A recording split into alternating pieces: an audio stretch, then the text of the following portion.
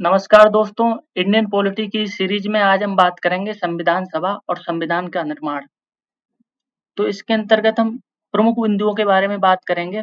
भारत की संविधान सभा, उसकी पृष्ठभूमि क्या थी, संविधान सभा की संरचना क्या थी, संविधान सभा की कार्यप्रणाली क्या रही, उसके अंतर्गत उद्देश्य प्रस्ताव किसने पारित किया, संविधान सभा की समितियां क्या थी, उसके अंतर्गत भी प्रारूप समिति जो थी वो सबसे महत्वपूर्ण थी। इसके बारे में चर्चा करेंगे। संविधान सभा को कब अंगीकरण किया गया, यानी कि कब अपनाया गया, कब लागू किया गया, और अंत में संविधान सभा की आलोचना और कुछ अन्य महत्वपूर्ण तथ्यों के बारे में बात करेंगे। तो चलिए शुरू करते हैं। तो संविधान सभा की पृष्ठभूमि क्या थी दोस्तों? सर्वप्रथम 1934 में एम एन राय द्वारा संविधान सभा का विचार रखा गया। इसके बाद क्या होता है, 1935 में कांग्रेस आधिकारिक रूप से ये मांग करती है कि भारतीयों के लिए एक संविधान सभा होनी चाहिए। उसके 2-3 साल बाद 1938 में पंडित नेहरू जी ये मांग करते हैं कि स्वतंत्र भारत की जो संविधान सभा है वो सार्वभौमिक मताधिकार पर आधारित होनी चाहिए। और 1940 में अगस्त प्रस्ताव में अंग्रेज सैद्धांतिक रूप से इस चीज को स्वीकार कर लेते हैं कि भारतीयों के लिए एक संविधान सभा होनी चाहिए। लेकिन द्वितीय विश्व युद्ध के बाद अब जो ये शर्त थी अंग्रेजों की, ये द्वितीय विश्व युद्ध, इसको कांग्रेस ठुकरा देती है, भारतीय इसको ठुकरा देते हैं। और इसके बाद 1942 में क्या होता है, क्रिप्स प्रस्ताव आता है। ठीक है, क्रिप्स प्रस्ताव आता है। देखिए, द्वितीय विश्व युद्ध वाली बात अगस्त प्रस्ताव में कही गई थी। इसके बाद 1942 में क्रिप्स प्रस्ताव आता है। तो इस चीज को क्या होता है, इस चीज को मुस्लिम लीग नहीं मानती है। मुस्लिम लीग ये मानती है कि दो देशों के लिए संविधान होना चाहिए, वो अपने पाकिस्तान की मांग पर अड़ी रहती है। और अंततः 1946 में कैबिनेट मिशन आता है, जो कैबिनेट मिशन योजना, और उसके अंतर्गत संविधान सभा के गठन के लिए चुनाव होते हैं। और जो संविधान सभा का जो चुनाव होता है वो होता है अप्रत्यक्ष रूप से जो प्रांतीय विधान परिषदें थी उनके सदस्यों के द्वारा। ठीक है, और जो प्रांतीय विधान परिषदें थी या विधान सभाएं थी वो भी क्या थी, वो भी लिमिटेड फ्रेंचाइज यानी सीमित मताधिकार के आधार पर चुनी गई थी। उस समय दोस्तों 10% लोगों को ही मताधिकार दिया गया था। अब आगे बात कर लेते हैं संविधान सभा की संरचना। तो संविधान सभा में कुल 389 मेंबर थे, जिसमें 296 मेंबर जो थे वो क्या थे, ब्रिटिश भारत से थे, और 93 मेंबर रियासतों से थे। इनमें भी 292 मेंबर जो थे वो ब्रिटिश प्रांतों से थे, और प्लस 4 मेंबर जो थे उस समय कमिश्नरी चीफ कमिश्नरी प्रांत थे उनसे थे। ठीक है, तो चीफ कमिश्नरी प्रांत उस समय थे, कुर्ग था हमारा कर्नाटक में। ठीक है, अजमेर था, अजमेर, मारवाड़ा। ठीक है, मारवाड़ा। तीसरा हमारा दिल्ली था, और एक था बलूचिस्तान।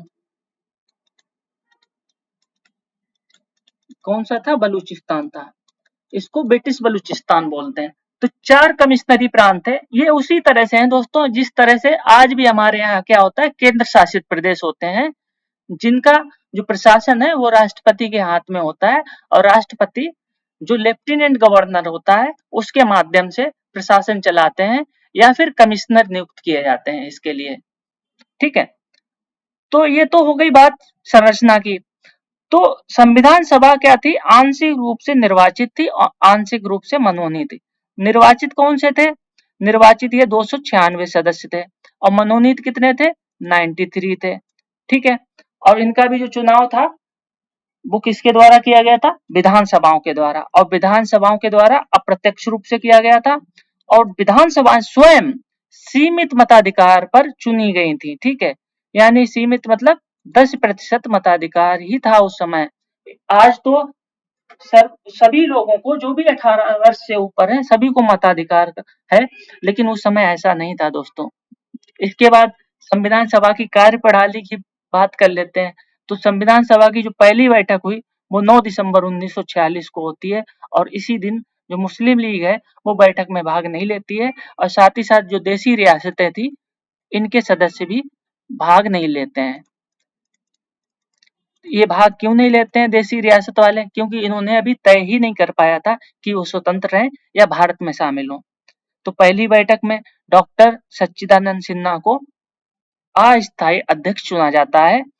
ठीक है, इसके बाद क्या होता है, 11 दिसंबर को 11 दिसंबर को चुनाव होते हैं, जिसमें डॉक्टर राजेंद्र प्रसाद को अध्यक्ष चुना जाता है और एस.सी. मुखर्जी को संविधान सभा का, संविधान सभा है यहाँ पे देख लीजिएगा, का उपाध्यक्ष चुना जाता है। ठीक है, और उसी समय क्या होता है, सर बी एन राव जो थे उनको संवैधानिक सलाहकार नियुक्त किया जाता है। तो दोस्तों बात कर लेते हैं संविधान सभा में कितने सत्र आयोजित किए गए। तो कुल 11 सत्र थे, जो 2 साल 11 महीने और 18 दिन तक संविधान सभा की बैठक चली। ठीक है, इतना समय लगा संविधान निर्माण में। अगर हम 24 जनवरी 1950 को भी जोड़ते हैं, जो कि अंतिम सत्र था, तो संविधान सभा के सत्र हो जाते हैं 12। ठीक है, तो कहीं कहीं 11 रहता है, कहीं कहीं 12 रहता है, पेपर के हिसाब से आप इसको चूज कर सकते हैं। अब चलते हैं आगे, संकल्प। ठीक है, उद्देश्य प्रस्ताव या संकल्प। तो उद्देश्य प्रस्ताव 13 दिसंबर 1946 को नेहरू जी के द्वारा लाया गया था। ठीक है, ये क्या थे, ये संवैधानिक संरचना के मूल सिद्धांत थे, जो दर्शन को निर्धारित करते थे, दर्शन पर आधारित थे। इनका उद्देश्य क्या था, इसमें यही बातें कही गई थी कि भारत जो होगा, स्वतंत्र भारत क्या होगा, गणतंत्र होगा, सभी को सामाजिक राजनीतिक आर्थिक न्याय मिलेगा, सभी को मौलिक अधिकार मिलेंगे, अल्पसंख्यकों पिछड़े वर्ग के लोगों को भी अधिकार मिलेगा, उनके अधिकारों की रक्षा की जाएगी। और यही उद्देश्य प्रस्ताव बाद में हमारे संविधान की प्रस्तावना बनता है, जिसको थोड़ा मॉडिफाई करके भारतीय संविधान की प्रस्तावना बनाया जाता है। तो जो संविधान सभा थी उस समय क्या था, दो तरह से काम करती थी, एक तो संविधान निर्माण और दूसरा सरकार चलाना। यानी कि जो विधानसभा थी उस समय विधानसभा ही बोलते थे, जो संसद के रूप में काम करती थी। तो दो कार्य थे, इसको आगे हम पढ़ेंगे। तो संविधान सभा की जो समितियां थी, उसमें प्रमुख समितियां कौन कौन सी थी, केंद्रीय शक्ति समिति थी, ठीक है, संघ संविधान समिति, इन दोनों के अध्यक्ष जो थे वो पंडित जवाहरलाल नेहरू थे। इसके बाद आते हैं प्रांतीय संविधान समिति, इसमें सरदार वल्लभ भाई पटेल जी जो थे वो इसके अध्यक्ष थे। देखिए, केंद्र की बात आए तो जवाहरलाल नेहरू, और प्रांत से संबंधित कोई भी समिति आए तो वहां पर सरदार पटेल आपका आंसर होगा। इसके साथ जो सबसे महत्वपूर्ण समिति थी वो थी प्रारूप समिति, और जिसके अध्यक्ष थे डॉक्टर बी.आर. अम्बेडकर। ठीक है, अब आती है पांचवी समिति। ये समिति थी मौलिक अधिकार और अल्पसंख्यकों से संबंधित समिति थी, सलाहकार समिति थी, और जिसके अध्यक्ष थे डॉक्टर सरदार पटेल। ठीक है, सरदार वल्लभ भाई पटेल। ठीक है, अब आगे बात कर लेते हैं संविधान सभा की और समितियां क्या थी। जो मूल अधिकार जो समिति थी, इसकी भी दो उप समितियां थी, जिसमें मूल अधिकार उप समिति, इसके अध्यक्ष थे जेबी कृपलानी, और अल्पसंख्यक उप समिति थी, जिसके अध्यक्ष थे एस.सी. मुखर्जी। ये कई बार एग्जाम में क्वेश्चन पूछा गया है, यूपी पीसीएस और बीपीएससी में। इसके साथ ही एक नियम प्रक्रिया समिति थी, जिसके अध्यक्ष थे डॉक्टर राजेंद्र प्रसाद, और साथ ही साथ संचालन समिति भी थी, कि संविधान का जो बैठकें होती हैं उनका संचालन किस तरह से किया जाए, उसके अध्यक्ष भी थे डॉक्टर राजेंद्र प्रसाद। अब कुछ लघु समितियां थी। लघु समितियों में क्या था, संविधान सभा के कार्यों पर समिति थी, जीबी मावलंकर, इतना नहीं पूछा जाता है। कार्य समिति, ऑर्डर ऑफ प्रोसीजर, इसकी समिति जो थी के एम मुंशी थे। हाउस कमेटी थी, पट्टाभी सीतारमैया थे। और जो सबसे महत्वपूर्ण समिति है लघु समितियों में, इस पर प्रश्न बनता है, ये थी राष्ट्रीय ध्वज पर तदर्थ समिति। इसके अध्यक्ष कौन थे, डॉक्टर राजेंद्र प्रसाद। कई किताबों में जेबी कृपलानी रहता है। ठीक है, तो ध्यान रखिएगा, झंडा जो समिति थी उसके अध्यक्ष थे डॉक्टर राजेंद्र प्रसाद। ठीक है, संविधान के मसौदों पर जांच करने हेतु एक विशेष समिति बनाई गई थी, जिसके अध्यक्ष थे अल्लादी कृष्णा स्वामी अय्यर। ठीक है, ये बात कर ली हमने। अब आते हैं जो सबसे महत्वपूर्ण समिति है दोस्तों, जिसको बोलते हैं प्रारूप समिति या मसौदा समिति, और इसको पांडुलेखन समिति भी बोलते हैं। कई जगह पांडुलेखन समिति भी लिखा रहता है, तो कंफ्यूज मत होइएगा, पांडुलेखन समिति भी इसका नाम है हिंदी में। ठीक है, ये संविधान सभा की सबसे महत्वपूर्ण समिति थी जिसके अध्यक्ष थे डॉक्टर बी आर अम्बेडकर। दोस्तों, डॉक्टर बी आर अम्बेडकर संविधान सभा के लिए मुंबई से चुनाव लड़ते हैं, मुंबई से, और हार जाते हैं। इसके बाद वो मुस्लिम लीग के सहयोग से बंगाल से चुनाव लड़ते हैं और वहां से जीत कर आते हैं। लेकिन क्या होता है, 1947 में भारत का विभाजन हो जाता है और जो पूर्वी बंगाल का हिस्सा है वो पाकिस्तान में चला जाता है। इसीलिए फिर से जो बी आर अम्बेडकर की जरूरत इतनी थी कि फिर से उनको मुंबई से चुनाव लड़ाया जाता है। उस समय बम्बई बोलते थे, मुंबई नहीं था, तो बम्बई से चुनाव लड़कर आते हैं। ठीक है, और इसी के संदर्भ में बात कर लेते हैं, संवैधानिक सलाहकार कौन थे उस समय? तो बेनेगल नरसिंह राव, यानी कि B N Rao, sir B N Rao संवैधानिक सलाहकार नियुक्त किए गए। और जो प्रारूप समिति थी, इसमें सदस्य कितने थे? तो दोस्तों कुल 7 सदस्य थे। कई बार प्रश्न बनता है कि डॉक्टर अंबेडकर के अलावा कितने सदस्य थे? तो डॉक्टर अंबेडकर के अलावा 6 सदस्य थे, और डॉक्टर अंबेडकर को अगर गिन लिया जाए तो 7 सदस्य थे, और डॉक्टर अंबेडकर खुद इसके अध्यक्ष थे। अब इसमें जो सदस्य थे वो कौन कौन से थे? तो एन गोपाला स्वामी अयंगर थे, अल्लादी कृष्णा स्वामी अय्यर थे, के एम मुंशी थे, यानी कि कन्हैयालाल मणिकलाल मुंशी। ठीक है, सैयद मोहम्मद सादुल्ला थे, एन माधव राव थे, और एन माधव राव को बाद में इस समिति का सदस्य बनाया जाता है क्योंकि बी एल मित्रा की जगह। ठीक है, टी टी कृष्णामाचारी थे। ठीक है, वो आते हैं डीपी खेतान की जगह, क्योंकि 48 में डीपी खेतान जी की मृत्यु हो जाती है। अब इसको याद कैसे रखेंगे? दोस्तों रटने की जरूरत नहीं है, इसकी एक ट्रिक है।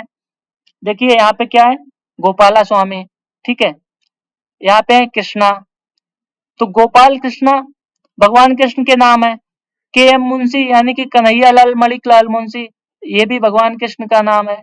ठीक है, मोहम्मद सादुल्ला, मोहम्मद भी कौन है? राम है, कृष्ण है, मोहम्मद भी। ठीक है, माधव, माधव भी भगवान कृष्ण का नाम है, और टीटी कृष्णाचारी। ठीक है, तो जो इसमें भी कृष्ण है। ठीक है, तो जितने भी सदस्य थे, 6 सदस्य, उसमें कहीं ना कहीं ये नाम में समानता है, तो इसको याद रखने की कोई जरूरत नहीं। अगर एग्जाम में आता है ऑप्शन में तो आप आसानी से इस चीज को आंसर चुन सकते हैं। ठीक है, अब बात कर लेते हैं संविधान को कब अपनाया गया। तो दोस्तों फरवरी 1948 में संविधान का जो प्रारूप है उसको प्रकाशित किया गया। ठीक है, फाइनल। और 26 नवंबर 1949 को संविधान के प्रारूप पर क्या किया गया?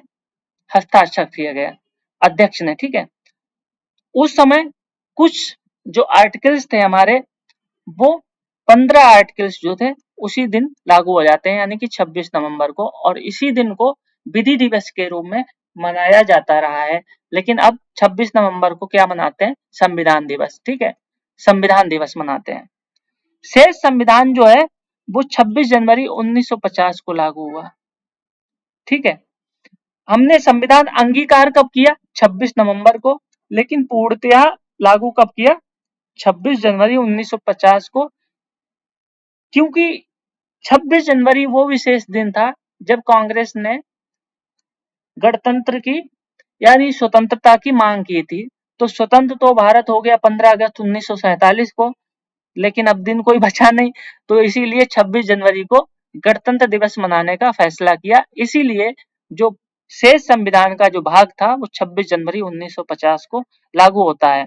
और गणतंत्र से पहले 24 जनवरी 1950 को हमारे देश के प्रथम राष्ट्रपति थे डॉक्टर राजेंद्र प्रसाद, उनका चुनाव किया जाता है। ठीक है, और कब चुनाव किया जाता है? जो संविधान सभा की अंतिम बैठक होती है 24 जनवरी 1950 को। ठीक है दोस्तों, इसके बाद कुछ बातें आती हैं संविधान की आलोचना। तो संविधान की आलोचना आलोचना हमेशा नकारात्मक नहीं होती है, सकारात्मक भी होती है। तो संविधान सभा की आलोचना आती है कि संविधान सभा एक निर्वाचित निकाय नहीं थी, यानी कि प्रत्यक्ष रूप से लोगों के द्वारा नहीं चुना गया था, क्योंकि इसके जो सदस्य थे वो सीधे निर्वाचित नहीं थे, इनको विधान परिषदों या विधान सभाओं के सदस्यों द्वारा चुना गया था। दूसरा आता है, संप्रभु निकाय भी नहीं थी, क्योंकि इसका जो आदेश था वो ब्रिटिश आदेश था, जो ब्रिटिश महारानी थी, उसने यह आदेश दिया था कि संविधान सभा बनाई जाए। संविधान बनाने में अनावश्यक रूप से लंबा समय लगा। 2 वर्ष 11 माह और 18 दिन लगे इसको बनाने में। बहुत ज्यादा समय लगा दोस्तों। समय तो लगेगा ही, क्योंकि भारत का जो संविधान है विश्व का सबसे बड़ा लिखित संविधान है। ठीक है। और चौथी आलोचना क्या होती है कि कांग्रेस पार्टी का वर्चस्व था। ठीक है। तो जो ऑस्टिन है संविधान के जो आलोचक हैं, उन्होंने एक किताब भी लिखी है जिसमें उन्होंने कहा कि कांग्रेस ही संविधान सभा थी और संविधान सभा ही कांग्रेस थी। दोस्तों इसमें कोई आलोचना वाली बात नहीं है, क्योंकि उस समय क्या होता था कि मुस्लिम लीग तो पाकिस्तान में चली गई थी, क्योंकि पाकिस्तान का विभाजन हो गया था। कोई बड़ी पार्टी और नहीं थी, इसलिए कांग्रेस के सदस्य थे। और भी पार्टियां थी, लेकिन वर्चस्व जो मेजोरिटी थी वो कांग्रेस की ही थी। पांचवी आलोचना क्या आती? वकील और राजनेताओं का अधिक दबदबा था। ठीक है। उस समय जो वकील थे, राजनेता थे, बहुत ज्यादा दबदबा था। इसीलिए जो संविधान की जो भाषा है वो बहुत ज्यादा कठिन है। बहुत ज्यादा कठिन है, क्योंकि आम लोगों के संविधान की भाषा नहीं समझ में आती है। इसमें मुख्य रूप से हिंदुओं का वर्चस्व था। ये भी कोई बहुत बड़ी आलोचना नहीं है, क्योंकि मुस्लिम लीग तो अलग हो गई थी और पाकिस्तान अलग बन गया था, इसलिए मुस्लिम लीग तो पाकिस्तान के संविधान में व्यस्त थी। लेकिन हिंदुओं का वर्चस्व था, लेकिन मुसलमान सदस्य भी बहुत सारे जो थे वो संविधान सभा में थे। ठीक है। अब आते हैं कुछ महत्वपूर्ण बिंदु और हैं। तो जो सर बी.एन. राव थे वो संविधान के संवैधानिक सलाहकार थे। ठीक है। ये संविधान सभा के सदस्य नहीं थे दोस्तों। संविधान सभा के सदस्य नहीं थे।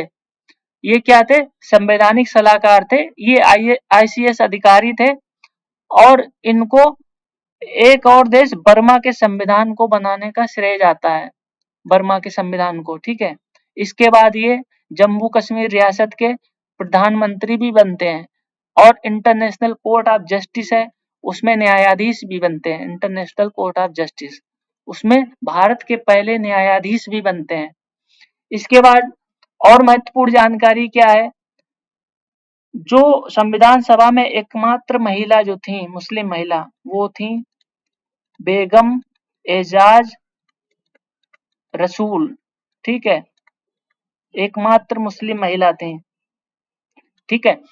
और क्या महत्वपूर्ण बातें हैं दोस्तों? इस दिन 15 नए अनुच्छेद लागू किए गए। कब कब लागू किए गए? 26 नवंबर। ठीक है।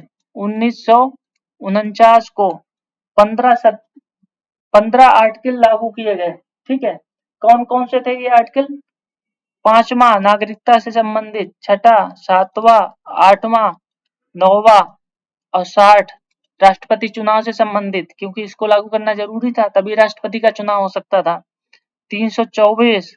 ठीक है। 366, 367। ठीक है। इसके बाद 379, 380, 388 और 391। इसके बाद 392, 93, 393।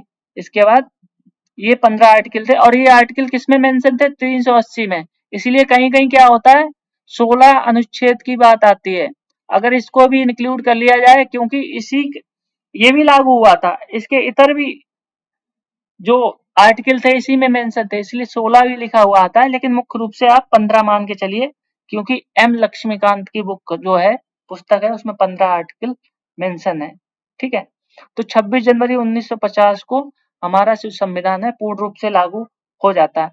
अंत में बात कर लेते हैं, जो संविधान का जो निर्माण हो रहा था उसको लिखने का काम किसने किया? तो प्रेम बिहारी नारायण रायजादा जो थे वो सुलेखक थे। ठीक है। देखिए कितनी अच्छी हैंड राइटिंग है। इन्होंने अपने हाथ से लिखा था संविधान को। ठीक है। तो ये मूल प्रतियां आज भी हैं, हमारे संविधान हॉल में रखी हुई है। तो प्रेम बिहारी नारायण रायजादा सुलेखक थे? ये प्रश्न बनता है कई बार, बहुत इंपॉर्टेंट है। तो प्रेम बिहारी नारायण रायजादा संविधान के सुलेखक थे, याद रखिएगा। इसी के साथ हम अपनी बात को समाप्त करते हैं। अगर हमारा ये लेक्चर अच्छा लगा हो तो हमारे चैनल को सब्सक्राइब करिए और बेल आइकन पर क्लिक कीजिए। अगर वीडियो अच्छा लगे तो लाइक कीजिए। धन्यवाद।